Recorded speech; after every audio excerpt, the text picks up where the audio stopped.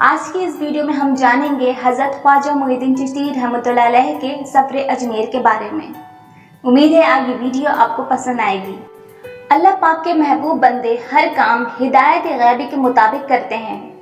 حضرت خواجہ معین الدین چشتی اجمیری رحمۃ اللہ علیہ کو آخری الزمان حضرت محمد مصطفیٰ صلی اللہ علیہ وآلہ وسلم نے اپنی زیارت سے سرفراز فرمایا اور ہدایت کی کہ ہندوستان جائیں اور لوگوں کی رہبری اور رہنمائی کریں۔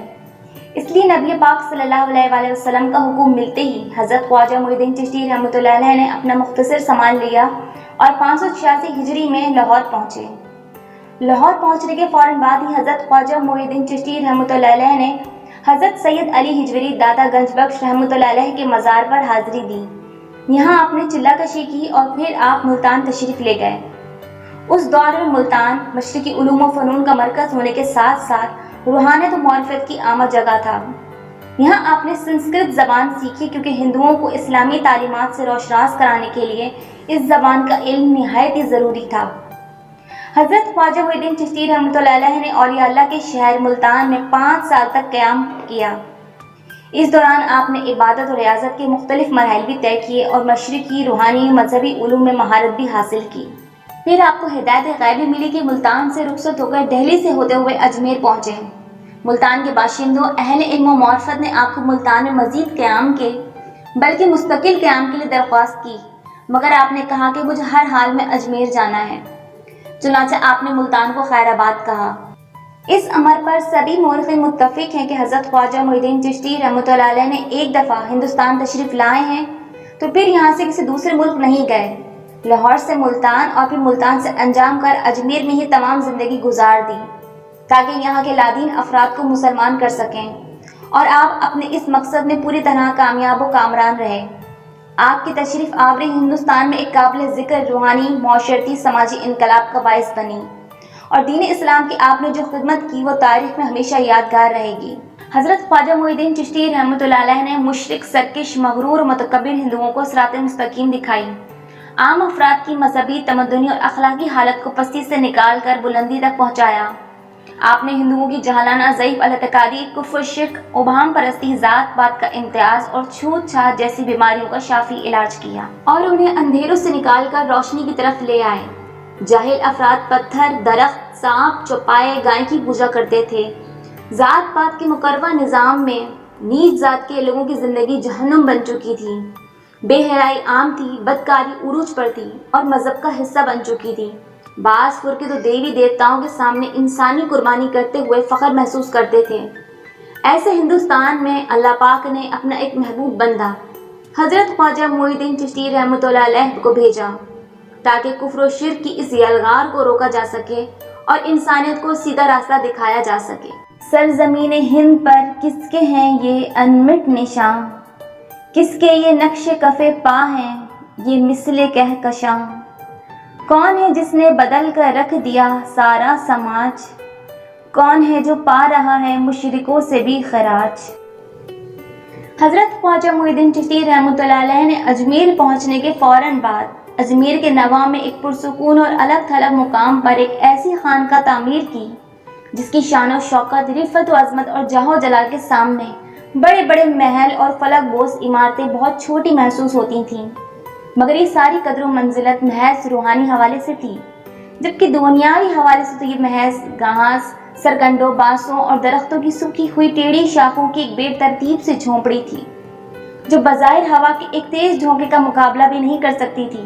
چونکہ کسی بھی جگہ اور عمارت کا مقام و رتبہ اس کی اعلیٰ و عرفہ دیواروں، بلند و بالا چھتوں سے متعین نہیں ہوتا، بلکہ وہاں پر رہائش پذیر شخصیت ہی کے وجود سے اس کی اہمیت بنتی ہے۔ اس لیے اس جھونپڑی میں سرزمین ہند کا بے تاج بادشاہ جب جلوہ گر ہوا تو زمین کے اس ٹکڑے اور جھونپڑی میں استعمال ہونے والے گھاس پھوس کی قسمت ہی بدل گئی، کیونکہ اسی مقام پر آپ نے انسانیت کی خدمت اور رب تعالیٰ کی عبادت کرنا تھی، عوام الناس کو صراط مستقیم دکھانا تھی، ضرورت مندوں کی مدد کرنا تھی۔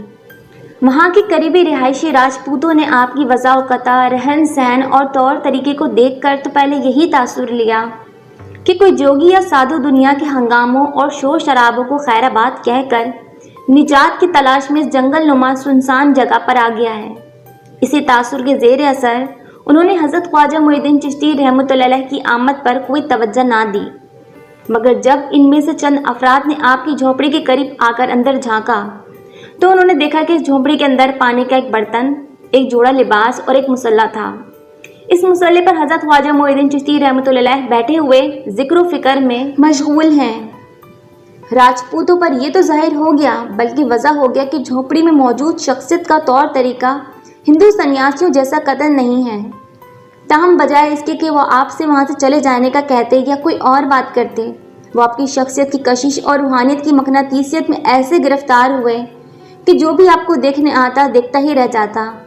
आपकी नूरानी चेहरे की जाज़बियत उनके एहसासात और जज्बात को मसहूर किए जा रही थी। उसे कोई नाम भी नहीं दे पा रहे थे, बस ये आलम था कि एक राजपूत दूसरे को बताता और दूसरा दौड़ा हुआ आता और देखता ही रह जाता। उन्होंने चूंकि अपने इलाके में कभी किसी मुसलमान को इबादत करते नहीं देखा था, इसलिए उनकी समझ नहीं आ रहा था कि हज़रत ख्वाजा मुईनुद्दीन चिश्ती रहमतुल्लाह अलैह का ताल्लुक किस मज़हब से है। ताहम उन्हें यही यकीन कामिल था कि आपका ताल्लुक हिंदू मज़हब की किसी भी शाख से नहीं। इस मसले पर कि झोपड़ी में मौजूद पुरकशिश शख्सियत का ताल्लुक किस मज़हब से है, राजपूत काफ़ी सोच विचार करते रहे, मगर काफ़ी रोज़ गुजर जाने के बावजूद भी वो किसी फैसले पर ना पहुंच सके। आखिरकार उनमें से कुछ राजपूत इस बारे में गुफ्तगू करने के लिए आपकी झोपड़ी में पहुंचे। उस वक्त आप मुसल्ले पर जिक्र इलाही में मसरूफ़ थे। वो झोपड़ी में दाखिल होकर एक जानिब बैठ गए और इंतज़ार करने लगे कि आप फारिग हों तो वो आपसे गुफ्तगू करें। हज़रत ख्वाजा मुईनुद्दीन चिश्ती रहमतुल्लाह अलैह ने हस्बे मामूल इंतहाई इत्मीनान और सुकून के साथ अपने रोज़ाना के मामूल के मुताबिक अपने वज़ाइफ मुकम्मल किए। फिर रब्ब रहमान और रहीम के हुजूर दुआ के लिए हाथ उठाए और गिड़गिड़ा कर दुआ की। जब आप फारिग हो चुके तो आपने राजपूतों से उन्हीं की ज़बान में पूछा, आप लोग यहाँ कैसे तशरीफ़ लाए हैं? मेरे लायक कोई खिदमत या क्या मैं आपके लिए किसी काम आ सकता हूँ? राजपूत आपकी ज़बान से अपनी बोली, अपना लबो लहजा, अपना ही तर्ज तखातुब सुनकर अज़द हैरान भी हुए और परेशान भी। उन्होंने आपसे चंद लम्हों के बाद पूछा कि कुछ रोज़ से आप इस जंगल में तन्हा रह रहे हैं, आपके हमरा कोई और नहीं है। हम इस नतीजे पर नहीं पहुंच पाए कि आपका ताल्लुक किस मज़हब से है। आपसे तारुफ हो जाए तो अच्छा है। हज़रत ख्वाजा मुईनुद्दीन चिश्ती रहमतुल्लाह अलैह ने राजपूतों के चेहरों पर परेशानी के आसार देखे तो आपने उनसे पूछा कि क्या मेरी ज़ात से आपको कोई परेशानी या तकलीफ़ तो नहीं पहुंची? राजपूतों ने कहा कि नहीं, आप तो अपनी धुन में लगे रहते हैं, लेकिन चूँकि आपकी शख्सियत में एक ख़ास किस्म की जाज़बियत है, इसलिए तारुफ में क्या कबाहत है, बल्कि इससे तो हमें राहत ही होगी। हज़रत ख्वाजा मुईनुद्दीन चिश्ती रहमतुल्लाह अलैह के चेहरे पर उस लम्हे एक ख़ास किस्म की जलाली कैफियत तारी हो गई। आपने कदरे बुलंद आवाज़ में फरमाया, गौर से सुन लो, मैं मुसलमान हूँ और तुम लोगों को रब ताला का पैगाम पहुँचाने आया हूँ।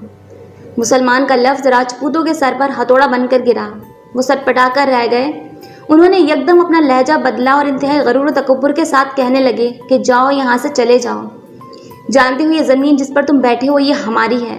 हज़रत ख्वाजा मुईनुद्दीन चिश्ती रहमतुल्लाह अलैह ने इंतहाई शाइस्तगी के साथ फरमाया, ये ज़मीन ना तुम्हारी है ना मेरी, बल्कि ये ज़मीन अल्लाह पाक की है जो तमाम जहानों का मालिक और खालिक है।